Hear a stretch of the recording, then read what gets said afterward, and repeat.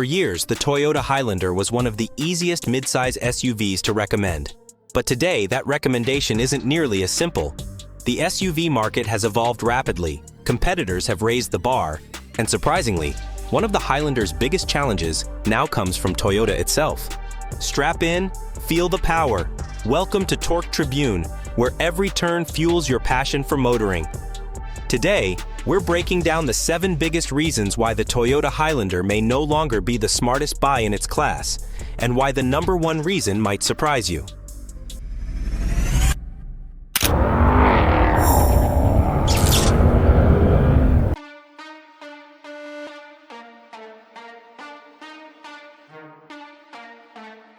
Number 7. A third row that falls short of family expectations. One of the biggest reasons to choose a 3-row SUV is versatility, but the Toyota Highlander falls short in this area. Many owners and reviewers agree its third row is best suited for children, with limited legroom, low seat cushions, and a cramped seating position that becomes uncomfortable for adults on longer trips. That can be a major drawback during family vacations, airport pickups, or group outings. Meanwhile, rivals like the Chevrolet Traverse, Volkswagen Atlas, and Toyota's own Grand Highlander offer significantly roomier third-row seating. Although the Highlander officially seats 8, it often feels more like a 2-row SUV with an occasional use rear seat. But passenger space is only half of the equation. Even if everyone fits inside, another problem quickly appears once it's time to pack everyone's luggage. Number 6. Cargo capacity that runs out of room too quickly. Interior versatility isn't just about seating, it also depends on how much cargo an SUV can carry with every seat occupied. With all 3 rows in use, the Toyota Highlander offers only about 16 cubic feet of cargo space, leaving little room for luggage, groceries, or sports gear. Folding the third row creates more storage, but it also removes the extra seating many buyers specifically wanted. That means owners often have to choose between carrying passengers or cargo. Meanwhile, competitors like the Chevrolet Traverse, Volkswagen Atlas, and Toyota's own Grand Highlander provide significantly more cargo space without sacrificing seating, making them far more practical for everyday family use.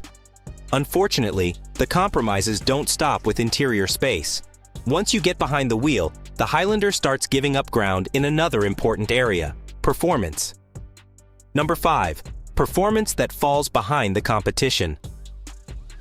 The Toyota Highlander's 2.4-liter turbocharged engine produces a respectable 265 horsepower paired with an 8-speed automatic transmission and standard all-wheel drive. While those figures appear competitive, moving a vehicle weighing over 4,500 pounds makes performance feel only adequate. Acceleration is acceptable, but the throttle response can feel sluggish, especially during highway merging and passing. Meanwhile, rivals like the Mazda CX-90 offer sharper handling and quicker acceleration, while Toyota's own Grand Highlander Hybrid Max produces more than 360 horsepower. At this price point, buyers expect stronger, more effortless performance, making the Highlander less engaging than many of its key competitors today. And that leads directly into the next point. Performance isn't just about horsepower. It also depends on how the SUV feels every time you turn the steering wheel. Number 4. Comfortable, but missing the driving confidence. A family SUV doesn't need sports car handling, but it should inspire confidence behind the wheel. The Toyota Highlander delivers a comfortable ride, yet its light steering provides very little road feedback, making it feel disconnected, especially on highways and winding roads. While the suspension absorbs bumps well, noticeable body roll and less composed handling during quick maneuvers reduce driver confidence. In comparison, rivals like the Kia Telluride, Hyundai Palisade, and Mazda CX-90 offer a better balance of ride comfort, steering precision, and driving engagement. The Highlander is comfortable, but it lacks the responsive feel many buyers now expect. So far, we've covered the Highlander's practicality and driving experience.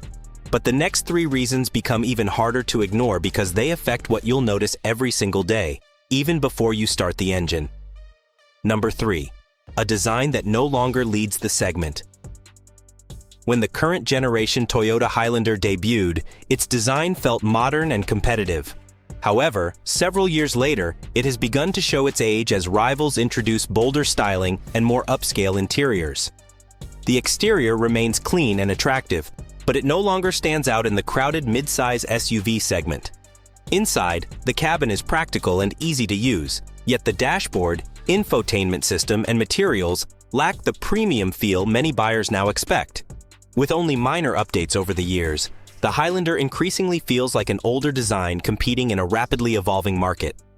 Before we reveal the two biggest reasons on this list, take a quick second to subscribe to Torque Tribune and give this video a like.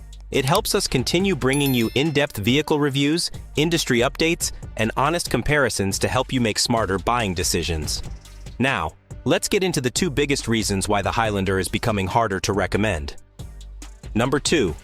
Toyota's toughest rival wears the same badge. Ironically, one of the Toyota Highlander's biggest competitors is Toyota itself. The Grand Highlander improves on nearly every weakness of the standard model, offering a roomier cabin, a genuinely usable third row, greater cargo capacity, and stronger powertrain options, including the Hybrid Max with over 360 horsepower. It also delivers better comfort, practicality, and everyday versatility while maintaining Toyota's reputation for reliability. As a result, many automotive reviewers now rank the Grand Highlander above the standard Highlander, making it increasingly difficult to justify choosing the smaller model for many family SUV buyers. But perhaps the biggest surprise isn't that the Grand Highlander is better, it's how Toyota decided to price it. Number 1. The price tag is its biggest obstacle. The Toyota Highlander's biggest drawback may be its pricing. Starting at around $47,500 with standard all-wheel drive, it comes well-equipped, but several competitors offer better value. The Kia Telluride provides more space, newer styling, and a more upscale cabin for less money, while the Jeep Grand Cherokee L offers greater refinement.